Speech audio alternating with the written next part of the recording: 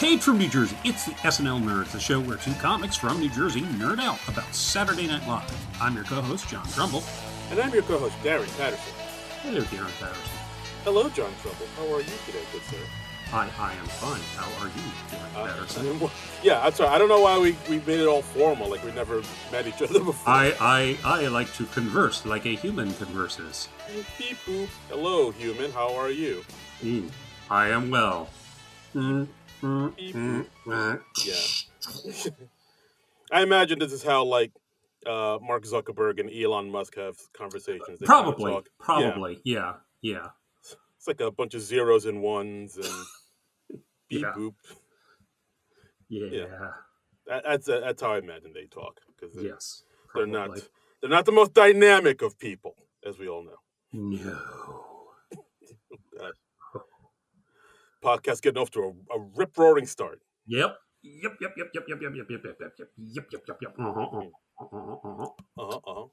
But we also got some pretty awesome news today in the world of SNL. We did, and I am shocked. I am shocked that this news dropped. We're recording this week's podcast a little early. We're recording this on Wednesday the 18th.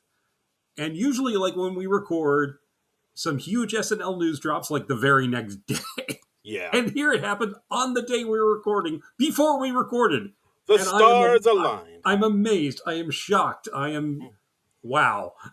Baby, I'm amazed at the way the news came out this time. Because it just literally never happens like this. I think this may be the first time that we're not commenting on something like this late. I think it's a good harbinger of things to come. This is gonna be our season, our year. Yeah. Otherwise, like next week when we were talking about the first episode, we would have been like, "Hey, we found out the hosts and musical guests of the first 5 episodes." And everyone would be like, literally no one cares. That news dropped a week and a half ago. Yeah. Old news, old man. Yeah. So So like earlier this week, SNL officially put out a video saying that yes, the new season is going to start September 28th. Right. Which we've known for a while, but yeah, it's been known for a while. It's like it's the worst kept secret, but like SNL made it official. Be like, yeah, we're coming back the 28th. So that's like a week from now. So like in my mind, I was like, okay, so they got to announce who's going to be hosting this week because everybody's got to get back to work on Monday. So we got to know who the hell's going to be fucking probably due before this was announced. Yeah, I guess. So. I guess. Yeah. We were just waiting to see who was going to be the host. And this afternoon, not only did they let us know who's going to host next week, but who's going to be hosting for the next 4 weeks. 1, 2, 3, 4, 5. You're great. You're great. So, okay, let's run down. For September 28th, the season premiere, we've got Gene Smart and Jelly Roll. Very good, yeah. Both first-timers. Gene Smart just won an Emmy. Kind of riding high on the TV show Hacks, which really good show. I actually enjoy it. And her and Hannah Einbinder, Lorraine Newman's daughter, are both actually quite good in it. So, I'm really looking forward to this one. And Jelly Roll, I'm not super familiar with. I know he's a country singer. I recognize him because he was at the Emmy singing during the In Memoriam part. Okay. And I got a chuckle when the announcer was like, "Ladies and gentlemen, here to sing for the In Memoriam, Jelly Roll." Yeah, not the most serious and somber of names to hear right before an In Memoriam. No, it is not. I didn't happen to watch the Emmys this year. I've watched like a few clips online, but I had not heard of Jelly Roll before. Saw some pictures of him online today. Got a lot of face tattoos, that guy. He's got a lot of the face art, a lot of art in his face. He's kind of like a country soulful singer. Okay, see, I didn't even know that. I would have guessed rapper from. Yeah, no, he has like a southern twang in his voice, good sir. Well, okay, all right. Well, all right. Yeah. Okay. I believe he has some pretty big hits out this year. So, So far, so good. I think so far the season's off to a good start. But I am very happy to report that I have heard of 4 out of the 5 musical guests that have been announced. So I'm feeling very proud of myself. Ooh. That's very good for like a 52-year-old. Yeah, Although, dude. at least 2 of these are like, old people bands now. Yeah, exactly. Yeah, yeah. Oh So, boy. Yeah, I guess you're right. yeah. Yeah. So October 5th, the return of Nate Bargatze with Mhm. musical guest Coldplay. This is Coldplay's 8th time on the show, and Nate Bargatze, who had what a lot of people would say, including us, one of the better episodes Mhm. last season. So they're Yeah, bringing earlier him last back. season, he killed it. The George Washington measurement sketch, instant classic. I wouldn't be surprised if they attempt some sort of sequel to that. Mm, Um, I could see that. yeah, I could But I could see that happening. yeah, like once they have a But sketch that works, they go back to that formula yeah, but a little bit. I'm really looking forward to it. I love the idea of Nate Bargatze becoming a regular SNL host. I think that's terrific. I think that'd be fantastic. Yeah, like I mean, he's already shown that he can do it, and like Hmm. they seem to know how to be able to write for him in a certain type of comedic cadence. Right, So and he apparently wasn't an asshole because they're asking him back. So yeah, he that's wasn't. nice. Yeah, he didn't give anybody the Chevy Chase treatment, so that's Yeah, cool. So yeah, that's always good. yeah, so yeah, I'm looking forward to that episode as well. Okay, so next October 12th, Ariana Grande and musical guest Stevie Nicks. That And shocked me actually. she apparently has not been a musical guest on SNL since the 70s, Yeah, which well, early '80s. I looked it up. early So 80s. Okay, like yeah, 40 years. I'm sorry. yeah, I still think of 40 years ago as the 1970s yeah, because I am an old. yes. We are the olds. Yes. Yeah, I looked it up. So the first time Stevie Nicks was on the show was back on December 10th, 1983, on the Flip Wilson hosted episode. Yeah. Wow, So, wow. And Ariana Grande, this will be her 4th time back. She was a wow. musical guest 2 times, and then 1 time she hosted and musical guested. Yeah. This seems to be a good time for her to come back because she has the new Wicked movie to promote that she and Bowen Yang are in. Mm-hmm. And Well, that's right. Oh, yeah, that hasn't come out yet. no, Yeah. it comes out later this year. A lot of people looking forward to it. Yeah. And she, once upon a time, engaged Pete Davidson. Oh yes. Ooh, do you think they're gonna? No, they probably won't. No, they didn't talk about it at all last time she was on the show, and I think it had already broken up by then. So Yeah, I doubt they're going to. What's the point? Especially if yeah, he's not even on the show anymore. yeah. You're right. That's just like digging up old Yeah. news for no reason. Yeah. Uh, but yeah, Stevie Nicks on the show. I did not see that coming because No, I was not predicting it. But yeah, because I hey, mean we cool. yeah, it's great because I mean we've talked about it on the podcast. Like it seems like they're trying to get the younger, hipper, musical guests like the whoever's popping on the TikToks and whatnot. Mm-hmm, mm-hmm. So to have like this kind of older, seasoned musical guest on the show is like, oh, that's an interesting choice. I like it though. I Yeah, appreciate it. I mean, I'm not shocked that they bring somebody like Coldplay on because Coldplay appeals to like the Gen Xers like us, but Stevie Nicks, that's going back to like Lauren's generation. Yeah, that's Yeah, boomers, that's baby. that's boomer stuff, man. That's boomer So town. and nothing wrong with that. I'm not saying that in any sort of insulting way, but it's just surprising. It's like, Yeah. oh, okay. Oh, we're doing boomer stuff, and it's Okay. not just like one of Lauren's buddies, like Paul Simon. So Wow. that's Okay. cool. All Let's right. do it. Let's bring back Stevie Nicks. Let's get I don't know, Three Dog Night in here. The shame Oreo Speedwagon broke up, but Irreconcilable differences, man. damn. I mean, they just and Hall and Oates, Oh. R.I.P. Oh Uh, God. Breaking my heart. yeah, Bummer. but hey, you know what's going to heal your heart? What's up? Host a musical guest for October 19th, baby. Ooh. We October got 19th. we got Michael Keaton Damn. and Billie Eilish. Damn. Batman. We Michael got Keaton. fucking Batman hosting. Pretty fantastic. This will be the 4th time both of these guys are returning. Billie Eilish was the musical guest 2 times and was the Mm-hmm. host and musical guest once. Mm. Yeah, Michael Keaton coming back in the joint. Yeah. Riding high off the Beetlejuice sequel movie. Beetlejuice, yeah. Beetlejuice. Still raking in the dough.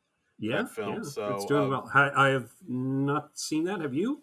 I have not. I have not. I Yeah. liked the first Beetlejuice, but I don't know if I like it enough to be rushing out to see the sequel. Yeah, yeah.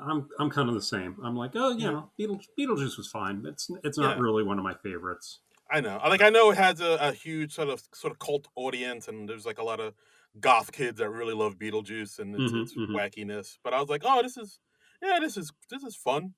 I mean, But hey, I'm happy that he's returned to the role, and it's making a lot yes, of people happy, and yeah, he gets another hit under his belt. I mean, that's cool. Yeah, that's so, true. Exactly. I mean, I'm all here for the Michael Keaton Sons. Yes, never forget how good Michael Keaton is, people. Yeah, he's awesome. Never. He's a national treasure. He's awesome. Yeah. The pride of Pittsburgh. Yes. And so then the next show, November 2nd, so we're getting a little break. Right. The Prodigal Son returns. John Mulaney coming back for the 6th time with musical guest Chappell Roan. John effing Mulaney, people. Woo! Yeah, now we're talking. I mean, now you're cooking. Now you're cooking with gas. I feel like whenever John Mulaney is there in the building, even in the general vicinity, we're going to get a good show. I think so. I mean, he's going to be in November, so it's going to get close to the election day. Right before the election, yep. Oh, boy. Egads. He might have some stuff to say about that. Yep. That'll be our last SNL before the election, and who knows what sort of craziness is going to happen between now and then, man. I don't know. My heart can't take it. I know.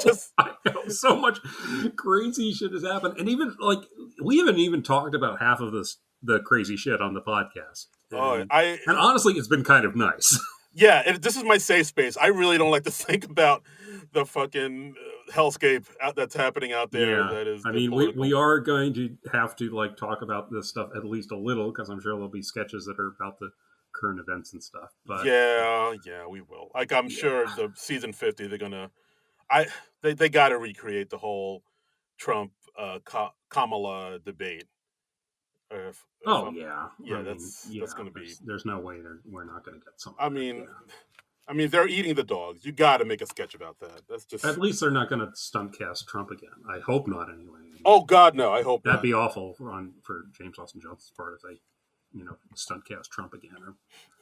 Yeah, I don't think so. I think they're gonna. Yeah. I think they've heard the masses and are like, let's just stick with JAJ and not. Yeah. Let's not get wacky with it. If it ain't broke, don't fix it. Yeah. So John Mulaney coming back. I mean, I'm sure maybe he'll write a few sketches too. And I'm looking forward to it. And Chappell Roan. Yet another diner lobster. Probably. Yeah, we're gonna get another. That's becoming an expected thing. So yeah. Yeah, and Colin Just is still on the show, so why not? Yeah, we're gonna get something. You're right. You don't sound too enthused. I mean, the first time they did it, I thought it was amazing. I thought I'd never seen anything like this. And then, I don't know, the other times they've done it has been okay. You're kind of tired now? You're over it? I think we're getting diminishing returns. Okay, all right. It doesn't have the same new freshness as that first Dino Lobster. But you want the new hotness. Yes, I want the new hotness. Old and busted, new hotness. Hit me with that new hotness, son. Yeah. Okay, I get it. I'm sorry, you were about to say about Chappell Roan. Chappell Roan, I don't know. I've listened to some of her songs. She's very good. And I know she's had a pretty big summer this year. A lot of her songs have kind of really popped off on the TikToks. Apparently she doesn't want to be famous. Yeah, I think it's one of the things where she kind of came out and said, hey, this fame thing is kind of stressing me out. And could you guys not just scream at me on the street and be abusive and stuff? And people are like, no, we're not going to do that. No. Yeah, this is what the gig comes with. How about counteroffer? We continue to be assholes. Exactly. Does that work for you? Does that fit into your plans? And she's like, no, not really, guys. Well, TS, I'm searching through your garbage right now. Okay. Yeah, fame is not all it's cracked up to be, people. Yeah, I literally don't know if I've heard any of her music or not. I've heard of her, but I haven't sought out any of her music. And maybe I've heard it and I just haven't connected with her. I don't know. You might have, like, I Yeah. mean, like this summer she's had like a lot of hits on the, on the radio and on the Twitters and the Ticker Talks Hmm. and whatnot, and like she's so hot right now. She's like very in demand and very open. She's like Hansel. Yeah. Wait, what? Yeah. Zoolander. Oh, I gotcha. Yes. Yeah. But yeah. So for SNL to get her on the show it's a big get. So I mean, all Yeah. five of these shows, I'm looking forward to all of them. I don't see a I mean, yeah, it's a solid lineup. I mean, there's yeah. somebody I like, and often two somebodies I like on there. I mean, yeah, I'm more excited about the host than the musical guests. I will say. Yeah, I would say that too. Gene Smart, Nate Bargatze, Michael Keaton, John Mulaney, all of them I'm just really excited by. Yeah. Coldplay and Stevie Nicks, I'm really interested to hear what they do. Billie Eilish, not really my thing, but I see why they chose her. Yeah, like all these shows, I think we got some strong heavy hitters here. I'm officially pumped. I'm Yeah, pumped. I'm pumped. yeah. All the Arr! Tones and Franz up in here. Yeah, Yeah, all types of pumped. So yeah, those are the shows coming out. So stay tuned, ladies and gentlemen, for our hot takes when those episodes come out next week. yeah, we're excited. Yeah, it's hard to believe it's going to be next week already. Yeah. The summer always flies by, but this summer in particular really flew by. Yeah, dude, October is like right around the corner. That is bonkers. Yeah, right. Yeah, Yeah, like 2024 is almost over. We're almost done with this year. oh boy, wow. Oh, I'm Yeah. sorry. Did I not? Did I bum you out? Ugh, I'm a sorry. little. I mean, I'm sorry. I didn't mean to. it's been a year, It's been. yeah, that's a lot of shit's happened. A lot of things have hit the fan. Yeah. Yeah, yeah. That fecal matter has spread Oh. into the rotating, whirling blades. Oh wow. That is graphic. That is. You paint quite a picture with Yes. poop. Anyway, anywho, so yeah, we still have one more week of summer. So what are we gonna do, Darren? Do you want to do like one more movie?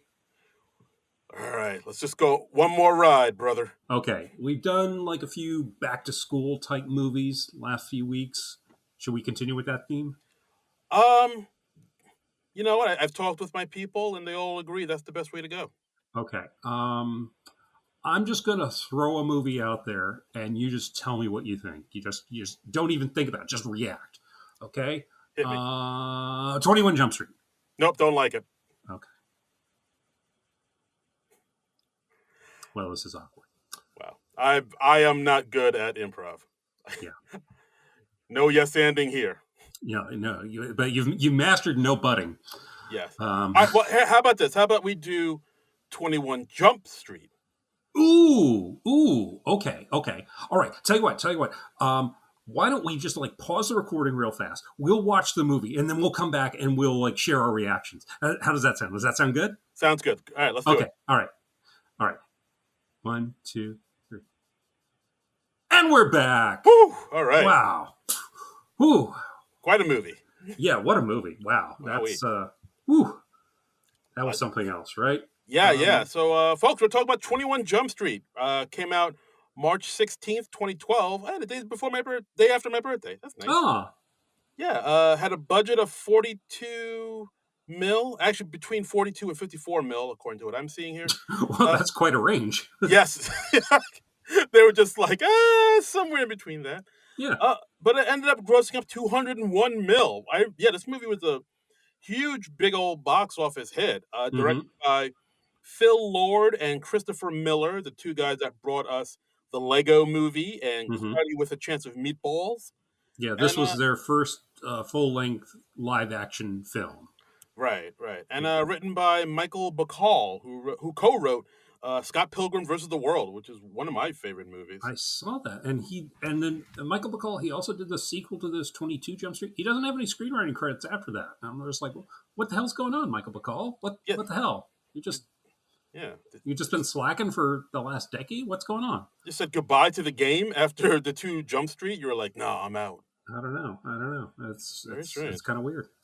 Did Did you see this movie in the theaters back in the day? I'm pretty sure I did. Either I saw it in the theater or I saw it on video.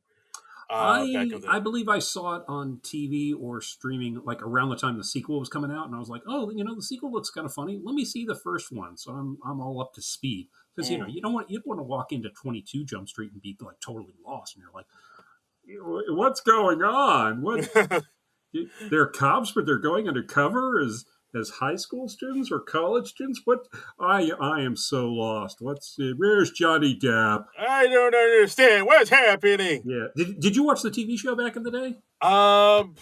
Actually, no. Yeah. So for those that don't know, this is based off of a old TV show that was on Fox. It was like one of the first shows on Fox. Yeah, it was aired between 1987 to 1990. So yeah, this was like super early Fox, like even before like Married with Children, maybe like. Well, like I know Married with Children was one of the first shows on Fox, and I think 21 Jump Street was another one of the first shows on Fox. I think it was in that first half dozen shows, and those are probably the only two that are remembered at all today. Yeah, I mean maybe like Tracy Ullman show was like a big. This is like when Fox was just starting to be like a TV network, right? Like it had just gotten there, brand new, right out the box. And this was one of Fox's early hit shows. It had a young Johnny Depp in it before before he blew up. Richard Grieco, of course. Grieco. What a last name. Grieco and Depp. Depp and Grieco. Do you remember that? Do you remember that when Dennis Miller was doing SNL?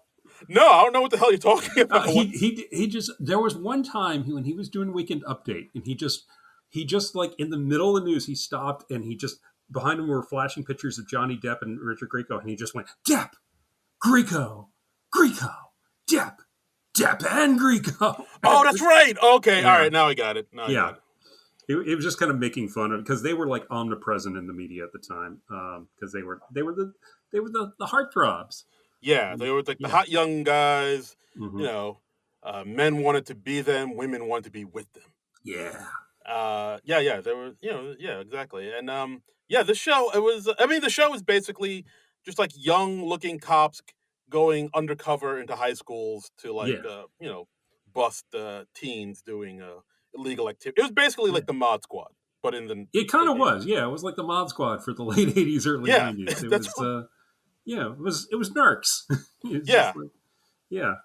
Absolutely. But I don't remember watching the show. I was probably busy watching, Alf or something like that. Yeah, I would have been in high school, and it was one I watched once in a while. I wasn't like watching it every week or anything, but I knew enough to know the basic deal, and I knew the characters. The Tom Hansen, the Doug Penhall, the Aoki. Was it Aoki or Loki? Loki? Thor's brother? The Asian guy's name might have been Loki. Let me see. Yeah. Y'all know me. Still the same OG. He was like Vietnamese. Oh yeah, Harry Truman, HT Loki, Vin Van Tran. Yeah. Okay. Okay. Yeah. And Sergeant Judy Hoffs. Right. That was Holly Robinson. Doug Penhall. That was Peter DeLuise. Richard Jenko. That was like the first captain, and they killed him off really early. And I was thinking at first that the actor had died, but apparently no, the actor was just fired. Ooh. And like I read about this. I went for some reason like a few months back. I rewatched the pilot episode, or maybe I'd never seen the pilot episode before. And Frederick Forrest, the character actor, he played the original captain, but for whatever reason he didn't work out. And he left the show like somewhere in the first dozen episodes or something like that. And they had his character be killed by a drunk driver. Oh, wow. And half the reason Johnny Depp agreed to be on the show was he wanted to work with Frederick Forrest. So like suddenly half the reason that he'd been agreed to do the show, that guy wasn't on the show anymore. And Johnny Depp's like stuck in this contract. And they damn. Go. So, yeah. So I think Johnny Depp wasn't a terribly happy camper for most of the time he was on that show. Yeah, I mean, it seems like the show was only on for 5 seasons, and Depp was only on for the first 4 of those. Yeah, he left somewhere in like the first year, at the end of the 4th year, or something like that. I think as soon as he possibly could. Yeah, it seems like a few people just kind of like after the fourth season, it seems like yeah, Depp and Peter DeLuise and Dustin and Yangan kind of Nguyen, or Nguyen, I think it's pronounced something like that. right? I'm They all probably mangling it myself, but yeah, they all kind of bounced, and yeah, then they just had like a rotating door full of like cops, like Joey Penhall and Anthony McCann sure, and yeah, Richard okay, Grieco as Detective Dennis Booker. yeah, and he got his own spinoff for a little while, Booker, where he became like he left the force for some reason, and he became like a private detective. Yeah, I kind of remember that. Yeah, I mean, I just remembered like I just remembered the opening credits where it was the cover of Hot in the City, and I think it was Billy Idol. Hot in the City That's the one. Tonight. Yeah, Yeah, the one that was in Big. they used that song in Pig. Okay, I didn't Yeah. remember that. But anyway, okay, so anyway, I watched 21 Jump Street a bit, and it was fine. It was Okay. it was okay. I was never, it's no A Team. No, of course. What is going to be the A Team? Did you No, see not a goddamn thing. did you see the movie for that when they did the A Team movie? Oh, the A Team movie? Yeah, I'm all about the A Team movie. Okay. Okay. They All right. fly a tank in that. Yeah, it's They, everything you want out of an A Team movie. oh Yeah, wow. It's been a while since I've seen it. I don't remember. Wow, does the A Team movie have an SNL connection? Maybe we can do that. not that I can think of. We got the Liam Neeson, we got the Bradley Cooper, we got the Jessica Biel, we got the Sharlto Copley. Gesundheit. Copley. He was the guy from District 9, and it was Quentin Rampage Jackson as BA. Um, I can't. Gerald McRady's in it. Major That's Dad, the guy from that's Simon and Simon. that's not SNL, John. I didn't say it was an SNL. I'm just Okay. trying to remember people who were in the movie. All right. All right. Don't get testy. I'm testy. All right. But yeah, anyway, 21 Jump Street, it's a TV show that was popular enough that somebody was like, "Hey, we should make this into a movie." Yeah, but it's also nobody was reverential enough about it that they were like, we should make this into a serious movie. They were like, let's make this into a comedy. And I think that's a good call. Yeah, I think so. They kind of took the almost the same route that maybe what I would say like Starsky and Hutch too. They made Yeah, it a bit more of yeah, a comedy. yeah, Yeah, yeah. And just because like you say, like you have a little bit more I guess wiggle room to kind of do what you want. You don't have any hmm, serious sort of iconography, is that the right word? You don't yeah, have yeah, yeah, you don't have to like adhere to any serious iconography. You can just sort of have a little bit more yeah. room I to don't. sort of spread your wings and Yeah, fly. there aren't like legions of 21 Jump Street fans out there I don't that think so. would be like, how dare you? Yes, People are just, they're kind of like us. They're like, oh, yeah, I kind of remember that show. absolutely. Yeah, okay, why not? Yeah, sure, a comedy, whatever. Whatever, man. Do what you I want. mean, that's basically my attitude. I didn't see this first one in the theaters at the time, but I saw it on TV. I think when the second one was coming out, and I was like, oh, I think I want to see that second one. Let me catch up on the first. Okay. And I was pleasantly surprised. I was like, yeah, that's pretty good. Yeah, yeah, it's not bad. It's better than any 21 Jump Street movie has a right to be. I would say. I would say so. I mean, I think also because the movie's so packed with so many funny people in it Yeah, that just by just by I mean, then the movie just has to be funny just by accident, just because you have so many funny people. by accident. Yeah, somebody's gonna say something funny. We didn't mean to make it funny. No, I mean like yeah, so many funny people, and somebody's gonna say something funny, Yeah, like accidentally at the very right, least. right. So yeah, so let's hop into this movie. Okay. Starts in 2005. We're introduced to uh ooh, Yeah, all we right. got the Slim Shady song. Yes, exactly. And then we meet Jonah Hill's character, Morton Schmidt. Schmidt. He's just And called Schmidt, though. I mean, we don't really mess with the first names in this movie. yeah, like somebody says it once, but that's Yeah, it. But like he's Schmidt. but And he's got the whole Eminem look. He's in the white T-shirt. He's got the bleach blonde, close cropped hair. But he's still like desperately nerdy, and he's desperately trying not to be nerdy. yeah, he has the braces, those Hmm. little metal necklaces that all the guys used to wear back in the day. Yeah, yeah. And like we see him in high school. He's kind of awkward. He's this nerdy dude. We see him like ask this girl out to prom, and she's like, oh, she's trying to let him down easy. yeah, And I did like the he, part where like he's like stuttering to get it out. yeah, She's like, you're not asking me out, are you? yeah, It's like, no, I just, fuck no, oh, yeah. You just cringe in sympathy because, like, yeah, we've all been there. I mean, we've all been there. I think yeah, most every guy knows the experience of like asking a girl out and she says no and doesn't, and it's got to be awkward on the girl side too because you got to let the guy down easy. Yeah, Either because because you're just a nice person or because you don't want the guy to go psycho on you because that's men are true. horrible. Yeah, you got to really diffuse that bomb really carefully. Yeah, I know, and I feel for women being put in that position. That's unfortunate. Yeah, so so he gets turned down, and then of course Yeah, seeing this is Channing Tatum's character, Greg Jenko, who Jacob. who has like long hair and Hmm. is kind of just kind of clowning Schmidt because like Yeah, she's he's hot a and you're like oh my bit of a god, bully. Yeah, bit of a yeah, bully, yeah, jock bro bully, yeah, and he's like laughing at Schmidt's misfortune, and it's not cool. yeah, but then And also and then after that, he's in the principal's office, and the principal's like, "Hey, your grades are so bad, you're barely going to graduate, but you can't go to prom." with Which can schools do that? Can they forbid you for going to prom? I didn't think they could. I have never heard of that happening. I mean, Like, it's like it's senior year, it's prom. Who gives a fuck? Just let them go. and how are your grades good enough that you can graduate, but they're still bad enough you can't go to prom? I don't get that. What level is that? Yeah, that's.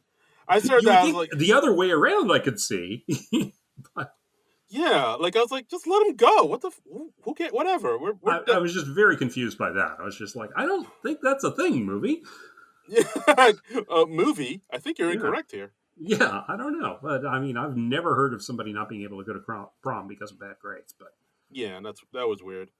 that's So weird. yeah, so we see the two of them kind of be bummed out Yeah. over things, and but they don't talk at all. But then, Right, yeah, they're still antagonists, but then 7 years later, they're yeah, both in the police academy, that's right. And then and as we know from many a movie, you're in a police academy. There's going to be some wacky hijinks. yes, wacky hijinks ensued. You're gonna meet a jive talking black man that can make music with his mouth. You're gonna Yeah, be you're going to meet Bubba Smith. oh, of course, Bubba Smith. Yeah, that one You're guy going to that meet a black lady who has a very quiet voice, but occasionally can yell really loudly. yes, you're gonna be a busty blonde lady with who wears those reflector sunglasses. Right, you're gonna meet Steve Gutenberg, Of course, the Goot. possibly Kim Cattrall, Ooh. Tackleberry. Tackleberry will be there. You're gonna meet a young Tim Kazurinsky. Bobcat Goldthwait. Exactly, exactly. Oh man, the whole So I gang will be mean, there. wacky hijinks ensue. Oh, But they discover in the police academy that Schmidt's really good at the academic stuff, and Jenko's really good at the physical stuff. But they each need some help in the other area, so they decide to be buddies and help each other out, and then they become buddies. And I like that. I like how officially the movie just sets all this up. It doesn't waste any time. We get all this in like the first 10 minutes. It's awesome. yeah, the movie doesn't waste time. It moves pretty quickly. Yeah, I mean, this is like what was this like an hour 45, something like that? Yeah, yeah. It- Yeah, that's great. That's all you need for a comedy. yeah, it's like these two guys. They used to know each other in high school. Now they're in police academy. Now they're friends. Boom. That's all we need. Boom. Yeah, and we're into it. And then they're graduating, and they're like, "Hey, get ready. We're gonna kick ass. We're gonna have. It's just gonna be nonstop, awesome parade from here on out. Just like when you and me started this podcast. That's right. That's what we said to each other. And Good. then smash cut to boom, bike cops in the park. Exactly. Bike cops in the park telling kids not to feed the ducks. Yeah, Playing around with their guns in the middle of the park. yeah, yeah. Playing, as you do, playing your gun games. Mm-hmm. And then they see a bunch of one percenters, the biker gang guys. Yeah, they're Uh, the big time drug dealer guys, yeah, and they're like smoking grass openly out in the open and yeah, stuff. the devil's lettuce. Yeah, just in defiance of God's will. Yeah, them jazz cigarettes. Yeah. That's right. The Maui Wowie, the Acapulco Gold. Keep going. The Jamba Juice. Yeah. That's all I got. The Jim Belushi sideline. Ooh, that's a good one. Yeah. No, that's cocaine. What are you talking about? What, Jim Belushi's making cocaine? What? Isn't he? Isn't Jim Belushi? No, he's got like a marijuana farm. I'm thinking about John Belushi. Am I mistaken? Yeah, no. Well, that's a speedball. Yes. That's oh boy, tragic. Oh, R.I.P. Anyway, so they see these guys. They go over to bust them. They try to chase them down. Jenko captures one main guy, but they have to let him go because Jenko didn't read the guy his Miranda rights. Right, and so they go back to the precinct, and their chief, played by Nick Offerman. Yeah, the great Nick Offerman pops out. Yeah. And it's like, yeah, you guys are kind of screw ups. You should have read him his Miranda rights. We had to let him go. Yeah. Because apparently, like in this movie, this movie makes it a thing. Like, oh yeah, cops are supposed to memorize their Miranda rights, but apparently in real life, cops, you always read it every time just to ensure that there is no mistake. Okay, yeah, that's what I read. Yeah, that sounds about right. So, but I mean, that makes total sense. And I'm like, oh yes, okay, but movie. So right. Wait, so does the movie? Wait, so do cops have it memorized, like, or like the Boy Scout? They probably do, but they still have to read it. Right. Okay. All right. Cool. Yeah, just to be doubly sure to cross all the I's and dot all the T's. That's right. So listen, because cops never make mistakes, Darren. Ooh, that's a whole nother podcast, John. They always have our best interests at heart. And they never do anything wrong. Right? So the chief tells the guys... Right. Okay, the chief, Nick Offerman, he tells them... that they're reviving this old police program from the 80s. Right, because the superiors are out of all ideas, so all they can do is just regurgitate these old ideas. And it's so funny. It's very meta. It's a very clever way to do it. Yes, and then so the chief tells them, I'm going to be transferring you guys to 37 Jump Street. Wait, no, that's not right. Yeah. And then cut to them going to 21 Jump Street, this old abandoned church, where we see a bunch of other young-looking cops that are going to go undercover. The aroma of Christ Church. And that was a thing in the show. In the show, they were like, because they were an undercover unit, they were headquartered out of this old church. Oh, interesting. And 21 Jump Street was the address. Oh, okay. Yeah. Cool. Look at that. So that's the thing they took from the show. Okay, nice. Yeah. So we see the police captain who's heading up this squad of this motley crew, Mr. Ice Cube. Captain Dixon. Yeah. Dixon.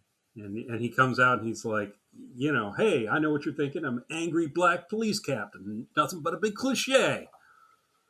Well, tell you what, you embrace your cliches. And it's like, yeah, I'm angry, I'm black, and I'm a police captain. Deal with it. And he's like, you guys are here because you're some Justin Bieber, Miley Cyrus looking motherfuckers. And you're young and you're going to go undercover in high schools.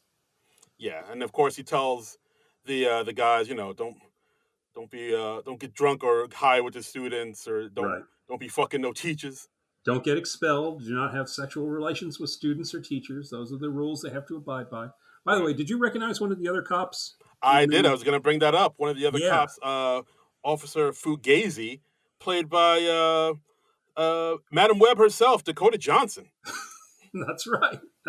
I didn't recognize her at first because she's blonde in this. And, it's like a pre-fame Dakota Johnson. It's just kind of a bit part. She just has a few lines, but I was like, oh, holy shit, that is Dakota Johnson. I didn't realize until the very end. Yeah. She's like one of the, I guess, like rival cops. Like they have him in every TV show who is like sort of antagonizes our heroes. Like, it's like, oh, it looks like you're still working that case. That's one of those type of cops. Yeah. So Ice Cube tells our heroes, Schmidt and Jenko, about this new synthetic drug called HFS. Stands for holy fucking shit. Oh, is that what that means? Yeah, no, they say that in the movie. Oh, okay, cool. HFS, yeah, that's its street name. All right, clever name. Yeah, like you said, it's a synthetic drug. The lab has never seen it before, but it's contained at this one high school. It's Sagan High, so they're going to go undercover. They gotta infiltrate the dealers and find the suppliers. Right. Just as simple as that. Go into the high school, infiltrate the dealer, find the supplier. Yeah. Boom. And they start second guessing it immediately, and they're like, "Well, if we find the supplier, we don't even have to infiltrate the dealers." And he's like, "Dude, infiltrate the dealers, find the suppliers." 1, 2. I can't make it much more clear. And they watch a video of the kid, and who's like taking this, and they're like, "Wait, he actually posted this online?" He's like, "Yeah, he's in high school. He's stupid." Yeah. And he goes through all the stages of the drug, and then we get a little dose of reality as the captain goes, "Yeah, he's dead. They found him OD'd." Yeah. So, it's some serious shit they're dealing with, man. Shit just got real. This shit just got real. Mm-hmm. So the police chief gives them both new identities. They're brothers. Mm-hmm. He signed them up for classes specifically for each of their strengths. Right. And he tells them that, well, since you're undercover now and you're brothers, you're going to be living with Schmidt's mom.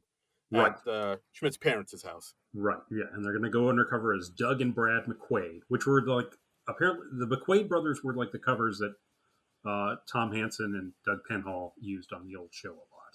Oh, interesting. It was like some of their go-to aliases. And Janko's going to be enrolled in the drama club, and Schmidt's going to be in AP chemistry. Okay. But, yeah, that plan goes awry. It does. It falls apart pretty quickly. Yeah. And they get to school and they discover that everything that was cool when they were in high school is not cool anymore, and the stuff that was uncool when they were in high school is now considered cool. It's like cool to be like, environmental and tolerant and tolerant of other races and other sexualities and stuff. And crazy. And there are even a few different cliques than when they were in high school. Yeah, like I think like the day before, or no, actually not the day before, but the day of. Schmidt goes in wearing a backpack with both straps over both shoulders. Yeah. And Janko's like, "No, you only wear one strap over your shoulder. That's the cool way to do it." That's how I was taught. And then they get there, everyone's double strapping it. Like, I mean, it's like up is down, down is up. It's like when I was a young man, seriously, you always wore just one strap over one shoulder. Yeah. Two straps, you were a dork. And they also get a cool new car from the police precinct. So we get a little cameo from Holly Robinson, who signs the car to them. Holly Robinson, is she still Holly Robinson Pete? Holly Robinson Pete, yes. Yeah, okay. And she's playing her old character. She's playing Hoffs. So this movie is actually in continuity with the original show, apparently. So it's in the 21 JSU. Yeah. Jump Street Universe. Yeah, that makes. Yes. Yeah. So they get there. They immediately get into trouble. Janko he punches a kid because he thinks like high school is like a prison yard where you take out the toughest kid and you're cool. Yeah, that fight escalated mighty quick. Yeah, because Janko's a bit of a hothead. Yeah, because basically he was making fun. Like there was one kid saying, "Hey, could you guys keep it down? I'm trying to study here." And so Janko's like, he's trying. Look at him. What a nerd. And then the kid stands up to him. It's like, what are you talking about? And then Janko just wails on him and punches him in the face.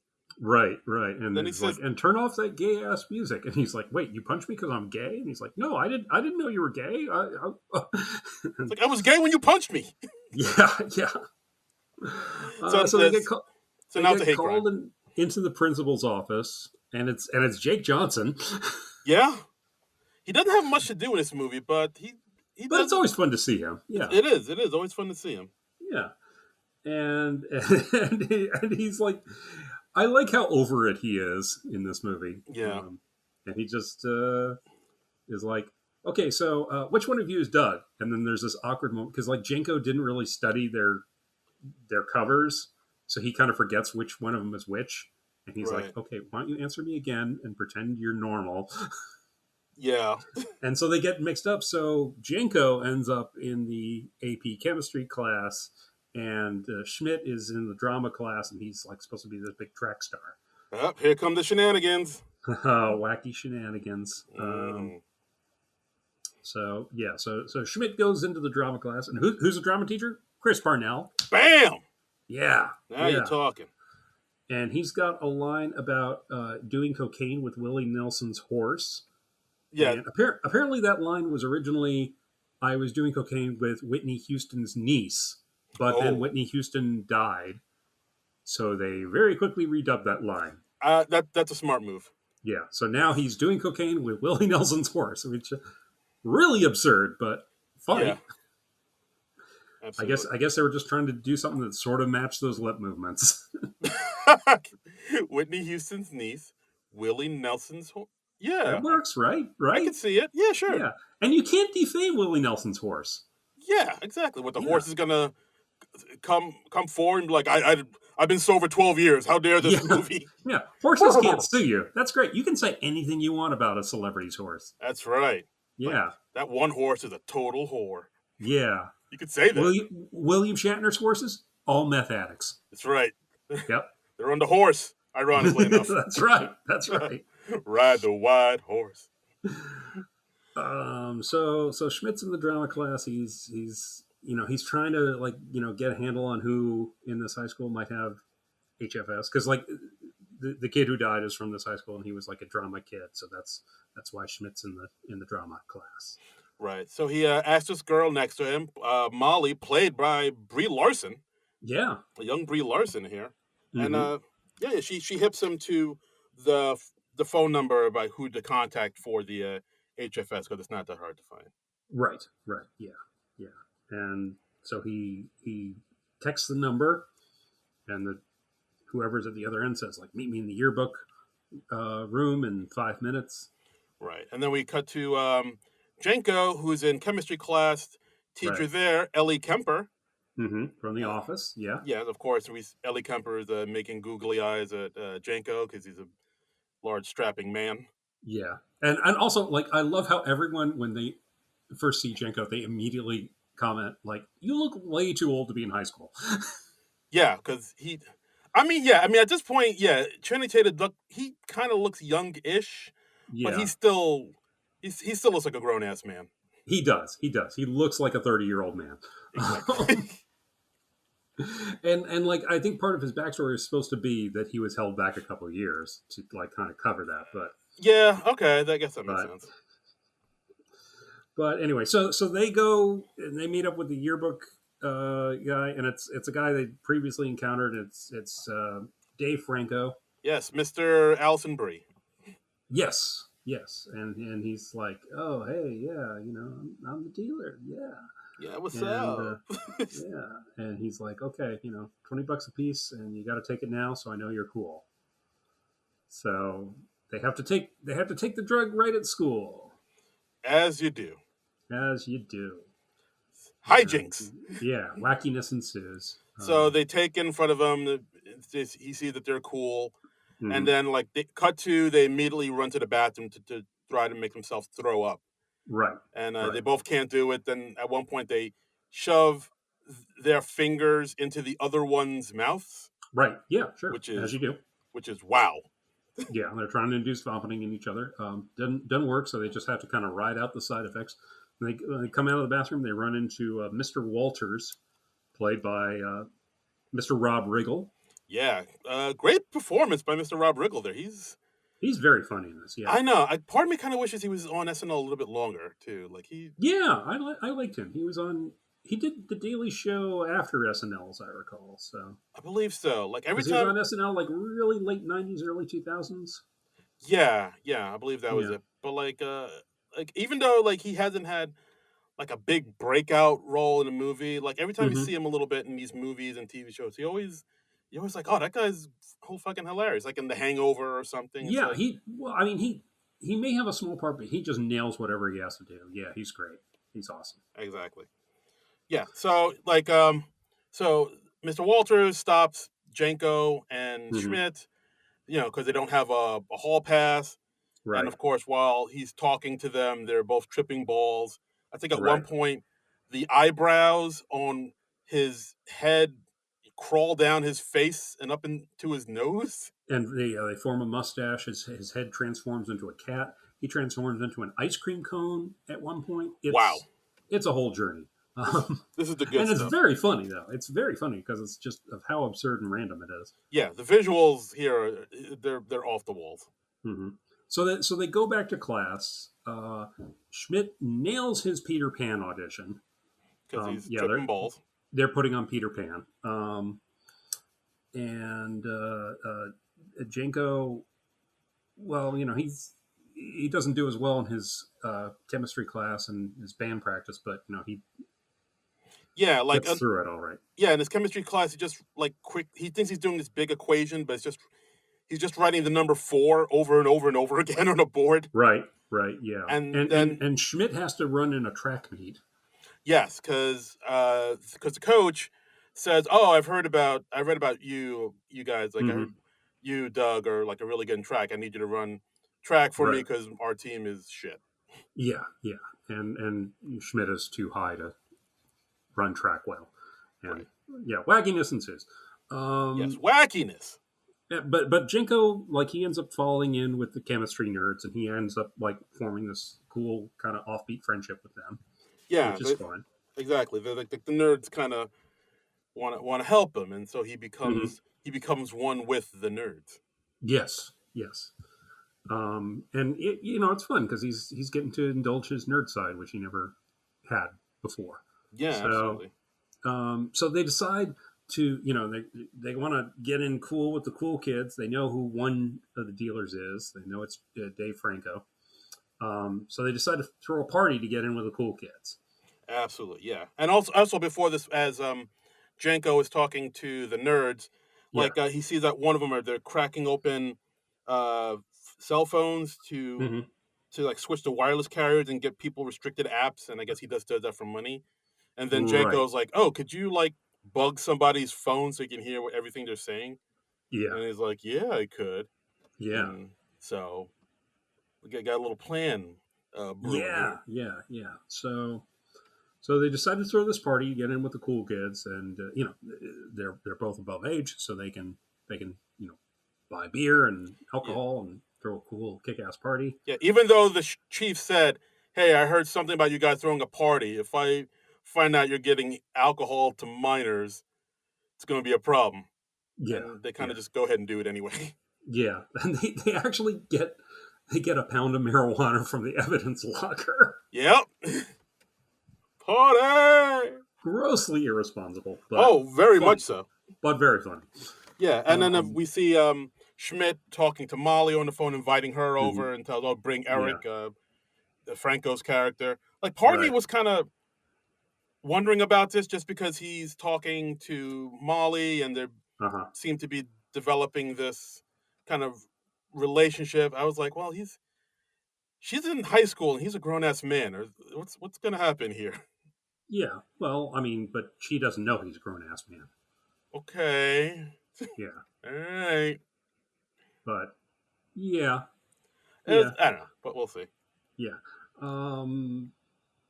So anyway, yeah. So they're at the party, and this is at Schmidt's parents' place. It's like the actual house where he grew up, and they send Schmidt's parents away so they can have a cool kick-ass party, and it's a big party, and they get into a fight, and we see there's all sorts of shenanigans, and somebody's having a 3-way in Schmidt's mom's bedroom, right? But they're just stacked on top of each other. Well, yeah. Brie Larson makes a very excellent point. She's like, "What was that woman in the back even doing?" Yeah, how are you getting pleasure there?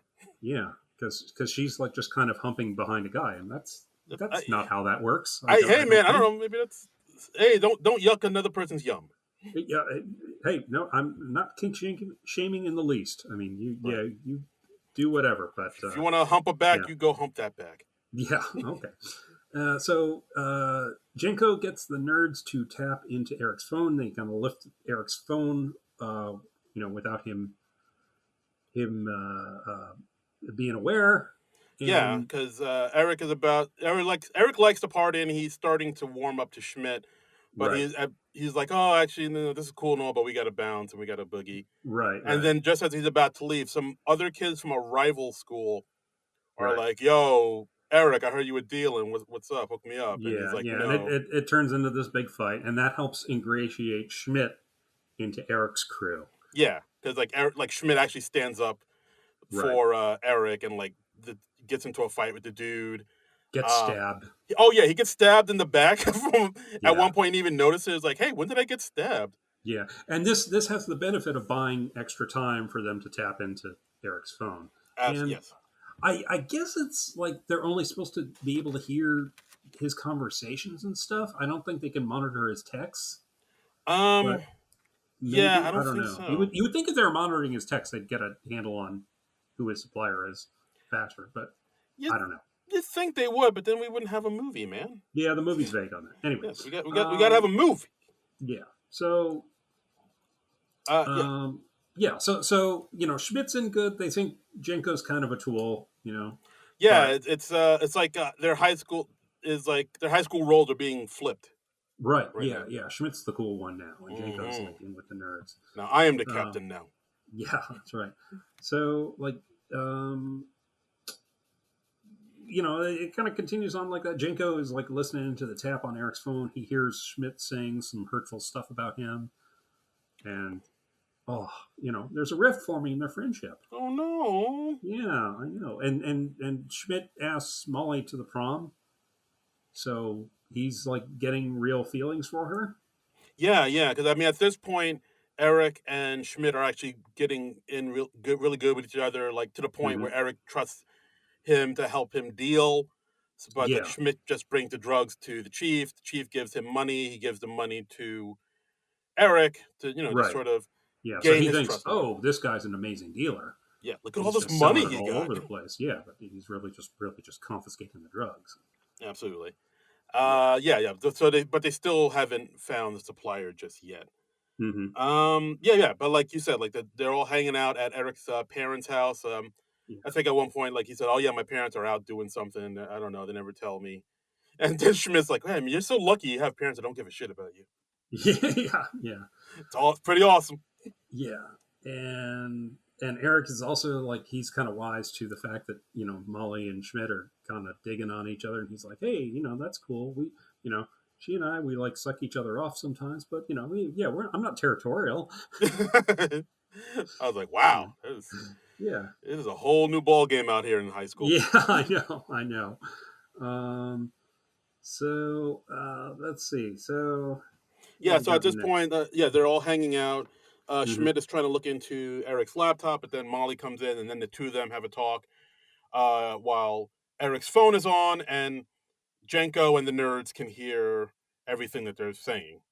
Right. Yeah. They're like, hey, why do you hang around? You and your brother, you're not like related by blood, right? Because he's so lame and you're so cool. And Yeah, he kind of sells his buddy down the river. yeah, like he doesn't stand up for him because this is Hmm. the first time he's ever been one of the cool kids. And see That's what right. happens as soon as you get into the cool crowd, you shit on the little people. It's what you That's do. fame is a drug. Yeah. Absolutely. So yeah, so Jenko hears all this and he gets bummed out, and Yeah. he also hears Schmidt, like you said, asking Molly out to prom, Hmm. and she says yes. She says yes. Schmidt doesn't choke like he did before He does not in choke. the He first doesn't. scene of the movie. So it's like, yeah, he's going to get to go to prom for the first time, and maybe Jenko's going to get to go to prom for the first time. Neither one of these guys got to go to prom back in the day, Oh, man. that's right. So they're like resolving all their unresolved issues. Whoa, This movie has layers, man. so deep, so deep. Yeah, so deep. So anyway, they get a handle on like Eric's going to meet up with his supplier, and they still don't know who the supplier is. They know all the dealers, but they don't know who the supplier is. He's just there's a chart, there's a face, and a big question mark on the face. Right, and at this point, I think what was it? Fugazi, Mm-hmm. Dakota Johnson's character, is like, "Oh yeah, you're still working on that case because we actually found some of the HFS at Yeah. another high school that we're staking out. So now, not Oh, it's only did spread beyond Sagan High. it's spreading, Damn, baby, son. Damn. damn. So they didn't stop the outbreak. They have no leads. Right. Chief Ice Cube is getting pissed. Him all That's mad. right. Yeah. Yeah. And but then Janko says, "No, actually, like I was listening in on their phone the other day, and I heard something about meeting up with a dude about a pinata. Yeah. So like we're gonna track him down and make this bust once and for all. Mm-hmm. So the next day, what was it? Schmidt is getting ready for the Peter Pan Yeah, play. he's been cast as the lead in Peter Pan because he gave such a great audition when he was high as fuck. That's right. So hey guys, when next time you have a big audition, go in high as fuck for all Yep. the actors Yep. out there, all the Right. thespians. Right. Just go and stoned off your gourd. Right. That's right. That won't backfire you in the least. Nope. Go get high with some famous person's horse. That's right. Exactly. Find Yeah. out who has a horse and get Mm-hmm. famous with that horse. People with horses have all the best drugs. They really do. All the horse Yeah. tranquilizers, forget about it. That's right. That's right. I mean, Maron. Yeah. What are we talking about? So they try to follow this lead with the pinata. Yeah, because at this point, Jenko is giving his presentation. He sees out of the window Eric and another guy with the pinata. Yeah. So he's like, "Oh shit, it's going down." So he going runs down, motherfuckers. Going down, yeah. baby. So so he goes and grabs Schmidt, and it's literally like they are about to start the play. Yeah. I don't know why the play is starting during the school hours, because usually you have high school plays. Those happen in evenings. Yeah, like after hours. After. Yeah, I don't know. I don't know. Very weird high school rules in this movie. Yeah, because all the high school students have class during the day, right? Right. So what the fuck?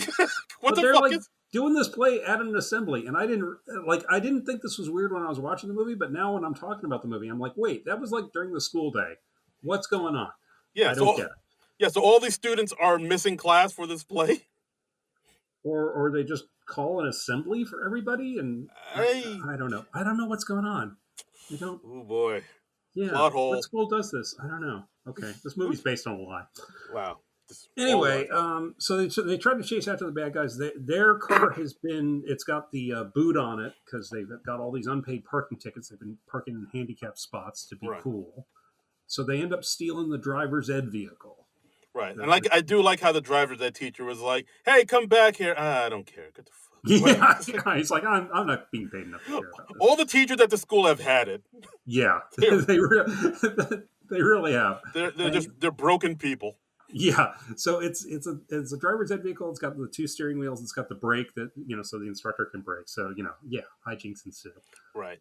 So Janko and Schmidt they track that, they follow Eric, and they follow them to the 1%er biker gangs from the beginning of the movie. Right. Right. Yeah, it's all the same guys. We got we see the Mohawk dude. We see a dude who looks like he's in ZZ Top. There's this weird bearded dude who's like eating peanut butter all the time for some reason. I mean, it's delicious. It's a whole cavalcade of weird characters. Yes, a lot of interesting choices here. A lot of character choices being made. Yes. Like the main guy, played by D. Ray Davis, if I'm not mistaken, it's like a comic. Mm-hmm. I believe he was in the last. Was he in the last Beverly Hills Cop movie? I think that was him. Was he? Oh, okay. I didn't recognize him, but all right. I think so. But anyway, so Eric hands off the pinata to the biker. They both go their separate ways. Mm-hmm. And so now Janko and Schmidt are trying to tail him. Right, in the driver's ed vehicle. And Schmidt is in a Peter Pan costume because it was like opening afternoon of the show. I can't say opening night because this is all happening during the day. It's in the middle of the day. That is kind of weird now that you mention it. It's like, anyway, we have this car chase that happens because like Schmidt and Janko are arguing with each other, and they're both working the brake, and they end up like accidentally rear-ending one of the bikers, and that starts this whole car chase thing. Yeah, and they run into like traffic jams on the highway, and they have to abandon their vehicle and commandeer other vehicles. Right, like at one point they throw out some douchey dude in a Porsche. Right, and like the biker guys are right behind him, so they look and see what they have in the car that they can throw at him. Yeah. It's like, oh, look in the golf. He keeps saying, look in the glove box for a gun. Right, and there is no gun, but there's like golf balls and a tennis racket, so they just use that. Yeah, they hit golf balls at one of the bikers, and they take out one of the bikers that way. They later commandeer a Volkswagen Bug from a hot woman. Yeah. And Janko's like, oh, hey, yeah, you're really hot. Somebody's definitely going to stop for you. And she's like, wait, what? And he says, check the glove box again. And there is a gun in this one. Yeah, yeah. And And we have like vehicles that we expect to explode that don't explode, which that's a funny running gag. Yeah, that was a nice little runner. Like the first time they knock out a guy with a golf ball, he like crashes into this tanker full of explosives. Yeah, Like highly flammable stuff, and they're like, "Oh my god, right, it's gonna blow!" right. And it And doesn't because blow. in 99% of a movie, that like vehicles will explode at the drop of a hat. Absolutely. And apparently in real life that doesn't happen nearly as often as movies would have you believe. I know. It's just, I mean, I'm kind of relieved, but at the same time, a little bummed. Yeah, well, I mean, apparently car manufacturers don't like their vehicles to explode. So that's something they try to work against. Thanks a lot. I don't get it either. Thanks a lot, Obama. Yeah. I don't know, but yeah. So we have like these tankers that refuse to explode, and then finally like they crash into like a chicken, a truck with the chicken coops, and that explodes. Yeah, that was pretty funny. That was good. Yeah. So that explodes. So they end up going back to the school. They argue some more. Yeah. Like Schmidt gets into the play late. His understudy is going on as Peter Pan. Schmidt tries to be like, "Hey, I'm here now. I can play Peter Pan now." And he tries to hook up to the flying rig. Yeah, he like totally disrupts the play because like before that, they like it's very obvious that Schmidt is like really, really more concentrated about doing the play than he is about getting this perp. And then Janko's like, "No, you're in too deep, man." Like, yeah, you're in too deep. And like and the two of them have words. And they get into this big fight. He says some insulting words about to Janko about him just being dumb. Right. And so then Schmidt runs onto the stage, tries to hook himself up to the cables. The flag break, yeah. To the flag break, yeah. And then Janko just comes in and just tackles him while on stage. Yeah, and they're fighting in the flight rig. Principal comes in, breaks him up, and he expels them both. And that's the thing that wasn't supposed to happen. Oh no. Yeah, and then Chris Parnell comes out and says, "And that's the end of Act 2." And we're also at the end of Act 2 of the screenplay. So wow. Yeah, levels. This movie has levels. Levels, baby. So Principal Jake Johnson expels them both. Captain Dixon fires them. Molly doesn't want to talk to Schmidt anymore because she was embarrassed by him, and right. Janko, because she was playing Wendy in this production of Peter Pan. Yes, of course. I don't think we mentioned that, but right. She's Wendy. She's Wendy. And Janko moves out. So this is our heroes at their low point. We're at the crisis point. I mean, how are we going to bring this all together for Act 3? I don't know. I don't know. All these balls are up in the air. How are we going to? I mean, it's going to take like a master screenwriter to resolve all these plot threads. It's going to take a lot, man. Just hang in there. So then at this point, Janko moves. Janko's about to move out, but then Eric drives up to them both, telling them to get in the car before Janko fully moves out. Yeah. And so he says he found out about the chase, about like how the cops know about it, a few things. Yeah. He's like, "I can't go to jail, man. You know what happens to a handsome guy like me in jail? It rhymes with grape." Yeah. It rhymes with grape. It's rape, guys. Geez, I wasn't getting that. Sorry, I didn't mean to. Yeah. Okay. Wow. Scandalous. But he says like, "Hey, I know that I can trust you too." Because after what he saw at the play, and the two of them just going balls out, fighting in front of everybody, is like, "Oh, these guys can't possibly be cops." No cops would be this stupid. So. And he gives them both guns, and he's like, "Hey, we got to practice with these. We got to be prepared because we're getting into some hardcore stuff now." Right. So. And so he sees that they can shoot, and he says, like, "All right, you guys come with me to meet up with my supplier because he's pissed about the cops, and so I need backup." And it's going down at prom night. So right.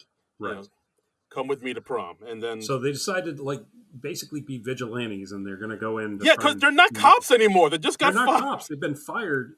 Well, I guess they're still cops, but they've been fired from the Jump Street undercover program. I think. I don't know. It's vague.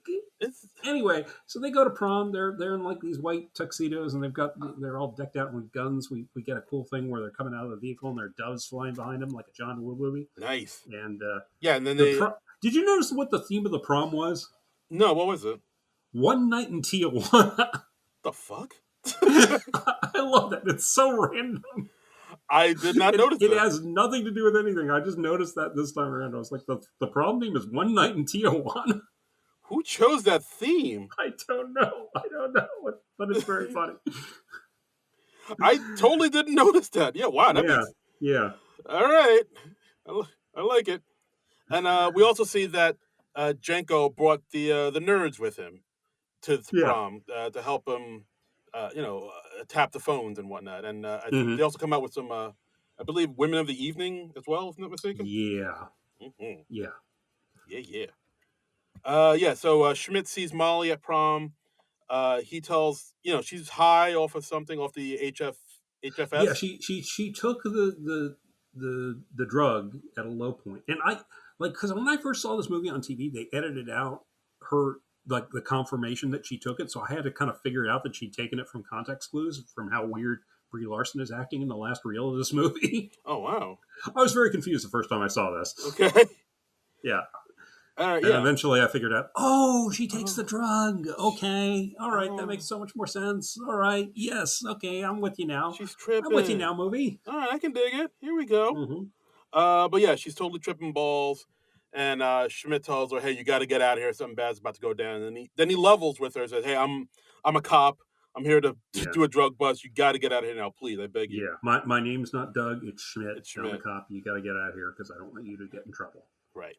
And so the guys go upstairs to the penthouse, I guess? They say the penthouse. Yeah, this is happening in like a hotel. Oh, right. Okay.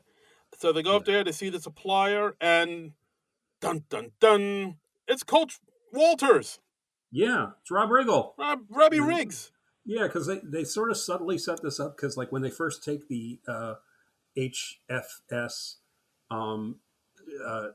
Jenko says like, "Oh, it tastes kind of like Cool Ranch," and when we see Rob Riggle, he's like constantly eating Cool Ranch Doritos. So it's like, wow, I didn't even notice that. That got into the mix, and that's why it has the Cool Ranch Doritos flavor. Oh, I didn't even notice that. Yeah. Zowie. Yeah. All right. So that's cute. That's cute. I like that. Far out. Okay, so so turned out, the Coach Walters is the head of this whole operation. Yeah, and they're like, "Oh, but you're a teacher," and he's like, "Yeah, and I was on a teacher's salary. I couldn't even pay my alimony." That's right. Yeah, teachers don't get paid shit. This is why I need to pay teachers better, people. That's right. Yeah. So we don't look. If we just take care of our teachers more, 21 Jump Street doesn't happen. Breaking Bad doesn't happen. I mean, let's take care of the teachers, people. Let's plant the seeds now for a better tomorrow. Right. And then Walter White, he doesn't have to work that car wash job. He doesn't have to become a meth dealer. Yeah, Hank Schrader still lives. Yeah, he doesn't have to kill all those neo-Nazis. Okay, that's a bad example. But, okay, well, I'm cool with that. That's okay. Yeah. Now that I said that out loud, that was probably a good thing. But anyway, lots of people wouldn't be dead. Like that little kid wouldn't be dead. Oh, the Drew Sharp, the kid on the motorbike. Well, that little kid. I was thinking of the kid that. Oh, by the way, we're going into massive Breaking Bad. Spoiler alert, I guess. I was thinking the little kid of the guy or the lady that Jesse was dating. Oh, I thought that kid lived, didn't he? Because he was just poisoned, he was just poisoned. Did he live?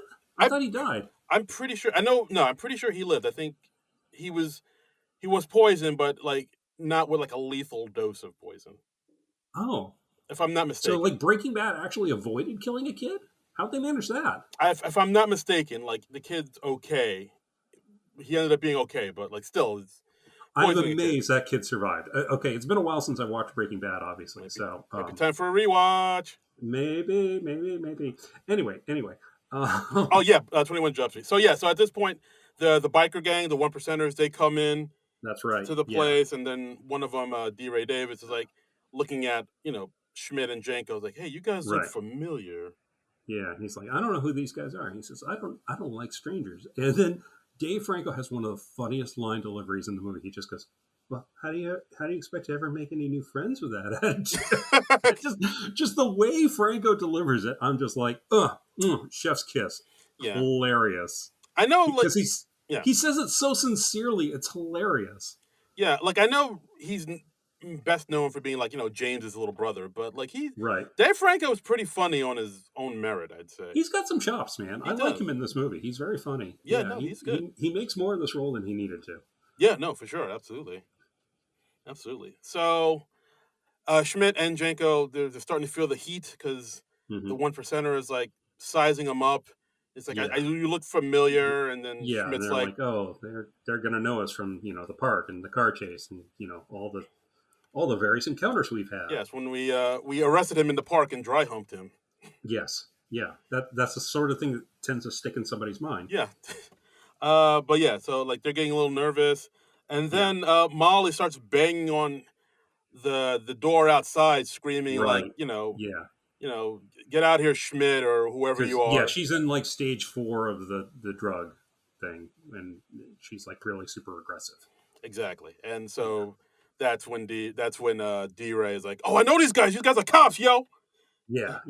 And And so so they're outed as cops, and then we get like this Reservoir Dogs type Mexican standoff thing. Everybody's pointing their guns at each other, and then one of the one percenters, the peanut butter dude, is like training his gun on him, and he's like, God damn it! And he like whips off his sunglasses and he says, Tom Hansen, DEA, and and we and get a holy shit, it's yeah yeah, we get a it's cameo from Mr. Johnny Depp himself. Johnny fucking Depp is in this movie. Yeah, Johnny Depp reprising his old 21 Jump Street character, along with his old partner, Peter DeLuise as Doug Penhall. Yeah.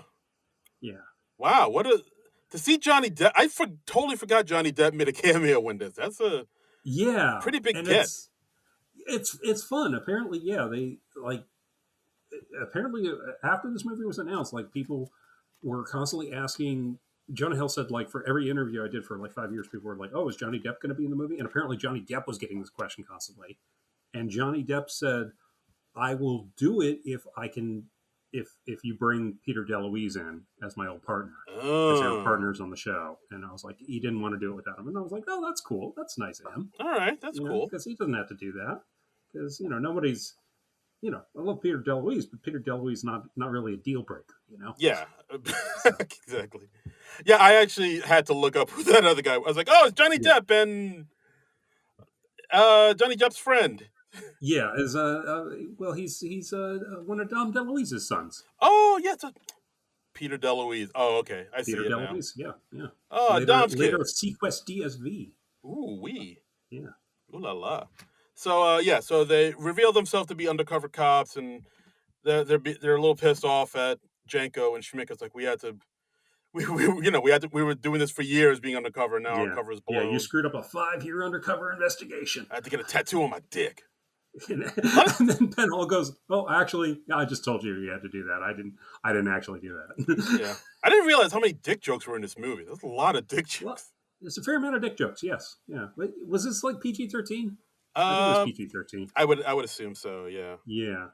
But yeah, I don't think it's like violent enough or has enough profanity to be R. So. Yeah, I don't think anybody drops any F. Well, I know a few people drop F bombs. Yeah, but... and no real nudity. You see a couple butts. That's it. But, yeah. But come on, we've all seen. Anyway, so they get distracted talking to Janko and Schmidt, and he's like, "Oh, you two were Jump Street. We were Jump Street," and then like Johnny Depp immediately gets shot through the neck. Yikes! Yeah, I totally forgot that happens. Yeah, I mean it's just funny because it's so wonderfully audacious. I love that. Like we have the biggest star in this movie, and he gets shot through the neck after like 2 minutes. Pow pow! And he is dead. He is dead. And we see both him and Penhall just get shot the fuck up. Right, and then it's like a huge shootout. Like everybody, bullets are flying everywhere. Walters takes Molly hostage, grabs the money. Right. Tells Eric to come with him, and then they make a break for it. Right. The bikers run right after them, and then Janko and Schmidt run after them. And during the fight, Schmidt sees Tom and Doug have this sort of touching moment together where they're talking about like how special their friendship was to each other. Yeah, that's very sweet. Schmidt realize how special his friendship with Janko is. See, all the plot threads are converging. It's layers, man. Layers, baby. Layers. like a. So anyway, Mr. Walters runs out with the money and Eric and Molly as a hostage, and we have a big limo chase. Yeah, Mr. Walters gets in a limo. Right. The one percenters get into a limo. Right. Jenko and Schmidt get into a limo, and then it's just a Right. big old limo chase Right. through the streets of L.A. Yeah. Ooh. Or whatever city this is taking place in. This is actually shot in like the New Orleans area. Oh, really? Oh, right. Yes, I did see that. Yeah. I just assumed it was LA. Like, I could be wrong. Yeah. Well, like they shot it in Louisiana, but they were trying to disguise it and make it not look like New Orleans. Okay. But anyway, I guarantee. Yeah. So it's a fun limo chase. Yeah. Like this random drunk girl in Jenko and Schmidt's vehicle who keeps trying to. She tries to blow Channing Tatum because Channing Tatum. Because he's Channing Tatum. He's a handsome man. Yeah. We see Eric freaking out. It's like, oh my God, I'm supposed to go to Berkeley. I can't do this. Yeah. So then they're doing the chase. But then Jenko remembers, I guess, remember the lesson he learned in chemistry about how to make a bomb out of some batteries and like a bottle of cognac. Right. Covalent bonds, bitch. Covalent bombs, baby. Yeah, app chemistry. Yeah. So he exercises his new science knowledge, and he makes a bomb out of a tequila bottle. Yes. He throws it into the limo of the biker gangs. Right. Kaboom! Blows the whole damn thing up. Big explosion, and then the car crashes into like this gas tank, and even huger explosion, and yeah. Yeah. So then we have like this big showdown with Mr. Walters, who's still holding Molly hostage, and Jenko's like out of ammo. That's why he did the whole bomb thing. Right. And Schmidt he kind of freezes up when he's has to train a gun on somebody. Yeah, that happened during the car chase earlier. Yeah, that's like a running thing throughout it. Like whenever Schmidt can shoot like paper targets, but when it comes to shooting an actual person, he always freezes up. Yeah, he did it twice before. So he's got Mr. Walters in his sights. Mr. Walters is still holding Molly hostage, and Schmidt's like, oh no, what's going to happen? And Mr. Walters fires, and Jenko dives in front and takes a bullet for him. Yeah. So, that they're like, hey, you took a bullet for me. We're friends again. We're amazing. All good. We've got a covalent bond with each other because we're opposites, but we connect. And so two steps forward, 2 steps back. Yeah, exactly. And then Schmidt overcomes his fear and shoots Rob Riggle in the dick. Yeah. Wow. This movie went there. It really did. Yeah. It's just like shoots the man in the pee-pee. Yeah, and later we see him actually after Rob Riggle is handcuffed. He's like, "Oh no, there's my dick on the pavement," and he tries to pick his dick up with his mouth. Oh God! Just so audacious. It's kind of hilarious. That can't be sanitary. No, that seems. But hey, well, it's your dick. You want your dick back? Yeah, you want to reattach. You're gonna need that. Yeah, Bobbitt taught us anything. You can sew that shit back on. Yeah, sorry. Oh, remember that? Horrifying. Oy. Anyway, so their friendship is repaired, unlike Mr. Walter's dick. Zingaroo. And Schmidt kind of reconciles with Molly, I guess. I mean, they do kiss, so I guess everything's cool now. Yeah, it's cool. She's still in high school. Yeah, exactly. I thought there would have been very probably underage. I thought there would have been more jokes about that. But like Jenko would be like, "Hey Schmidt, are you trying to hook up with a high school kid?" I looked up. There were a few deleted scenes. I saw some deleted scenes online. There is one where it's like because Schmidt and Jenko they're staying in Jenko or Schmidt's parents' house, and they're like sharing Schmidt's childhood bedroom, and they had one thing where they were like talking late at night, and they were like, "Yeah, so I mean, like us hooking up with high school students, that's kind of a gray area, right?" Because we're working to prevent kids from being on drugs, and that's good. And if we hook up with high school students, in pursuit of that, that's okay, right? So Uh, it's a funny scene. Yeah, Wowie. yeah. Wowie zowie. Yeah, so So our heroes saved the day. They, blew up half the city, but they got, mhm. they got the supplier. They they read him got the his they Miranda got the rights. dealer of the supply. Yeah, they read the Miranda rights successfully. They did a little high five. Jinko's got a cool scar that he can use to get laid even more, probably, Yep. or something. It By all the way, worked. we find out during the closing credits that he hooked up with his teacher, played by Ellie Kemper. Yeah. Oh yeah. They're like banging in like a closet, and she's like, "Oh God, Yeah, you're like both the Hardy Boys in one boy." yeah. Like apparently this happened while he was like high on the HFS, and he doesn't remember it at all, and that's why she's like treating him so strangely through most of the movie. My man. And she's like, "Oh no, oh you came, oh you got to get away, you got to get, oh no, but stay." And he's like, "What? Why What is she giving me all these weird what's vibes?" going on here? That's why. Yeah. So they get back to the church. Captain Ice Cube is super Right, proud of them, super happy with them. And it's like, all right. right, well, now it's time to send you guys to college. Schmidt makes out with Dakota Johnson. Oh yeah, that just kind of Just came out of nowhere. so random, yeah. It's when And you're he's like, handsome, "Yeah, you can do that. that's right. They let you do anything."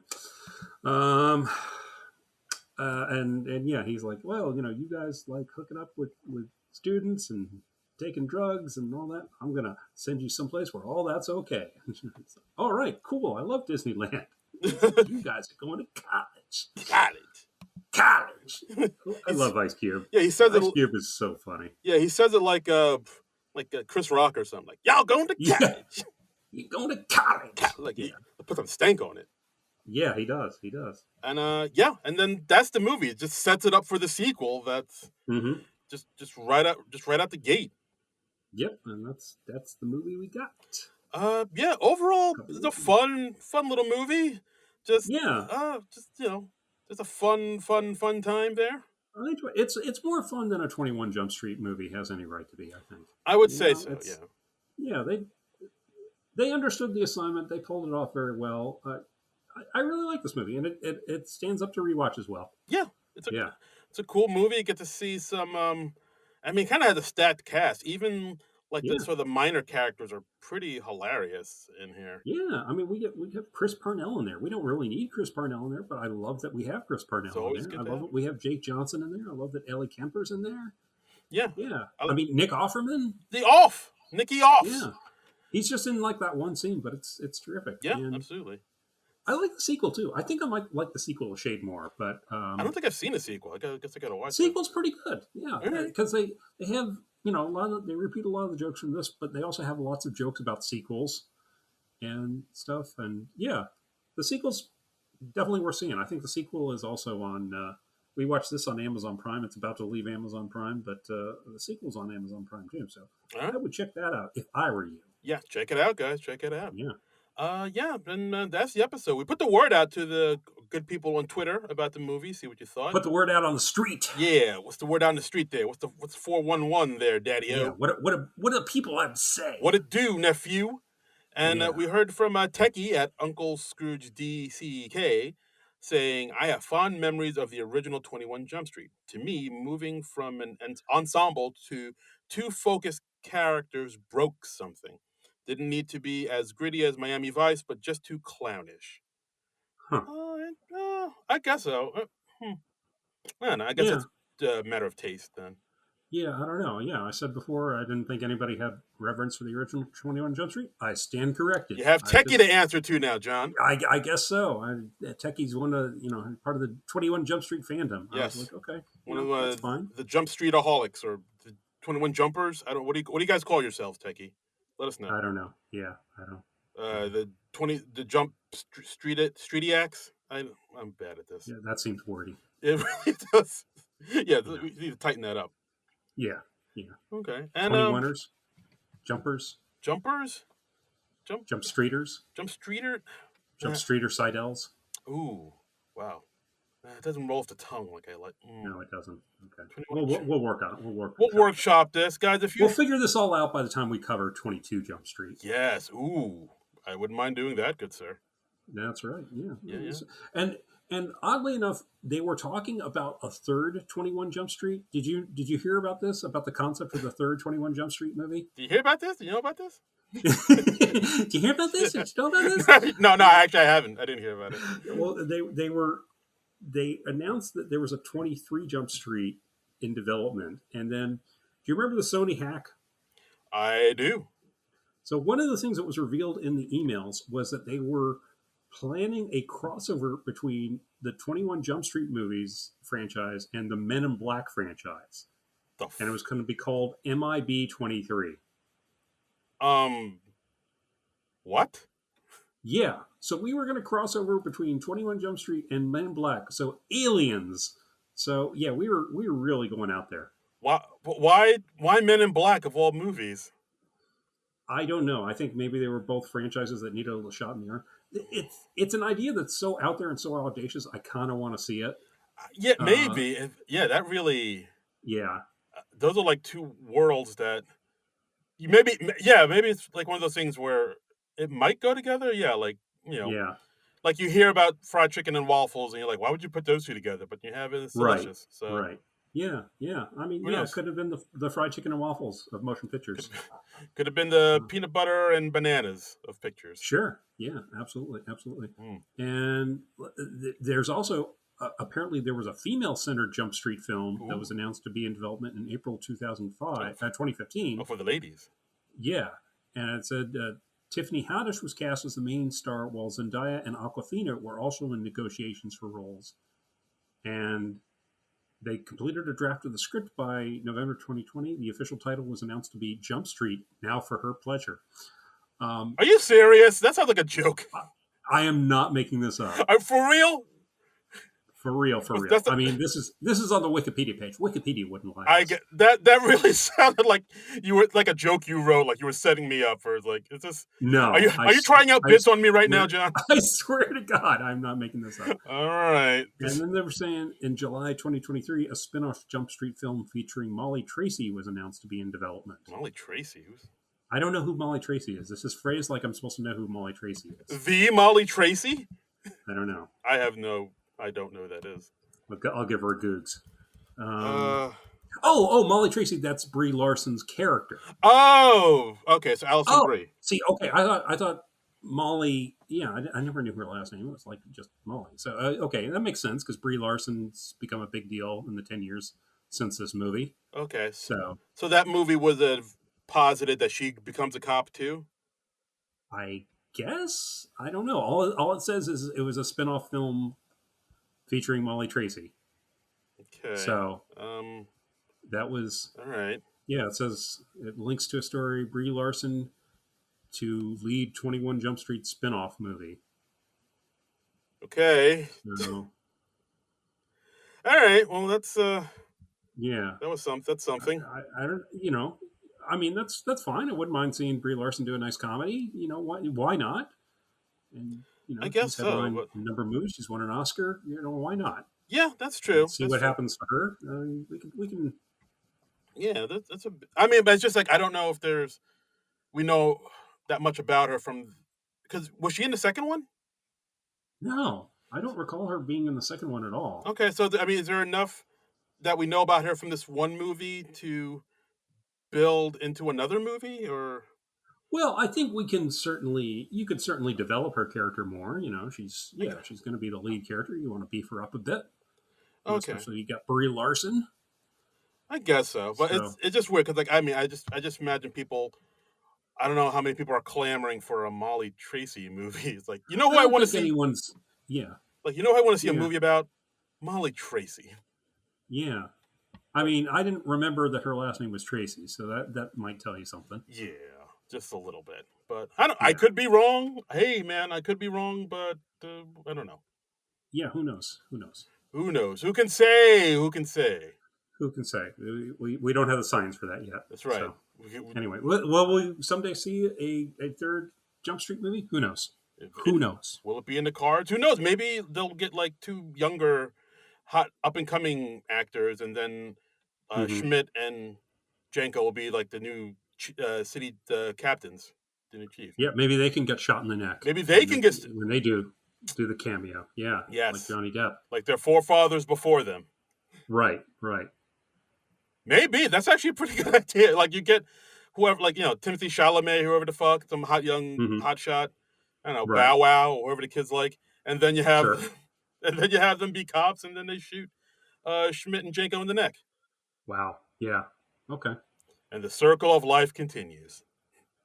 Whenever I watch this movie and I see Hoff's cameo in the motor pool, I'm thinking like, oh, she must have been really bummed when she found out that her old friends were like, killed in that shootout. Yeah, that's true. That's got to be a drag for her. Yeah, it's like, oh, my friends are dead. But I feel bad for her. Yeah. Oh wow. Way to bring this podcast down, John. Jeez. Yeah, I know. Well, it's just a dark thought I have whenever I rewatch this movie. I'm just like, oh, that's too bad. Okay. And oddly, there was an episode of the original 21 Jump Street. I do remember this, where they did like, remember when shows used to do clip shows? Yes. They did a clip show, but the framing device that they came up with for the clip show, it was like this young cop in the future, and he was like talking to all the old Jump Street cops, and they were telling him about their memorable cases or their memorable moments. Mm-hmm. And so he had all the regulars in like old age makeup. Oh, interesting. Yeah. So it was taking place at some future point. I don't know what year it was, but it was, it's probably a year that's already in our past. Oh, wow. When will then be now? Yeah, soon. Oh boy. So now we have two divergent 21 Jump Street timelines. We have one where Hanson and Penhall get killed in that shootout, and then one where they live to a ripe old age. Oh wow. So what's going on? I know, they got to return the Infinity Stones to make everything right again.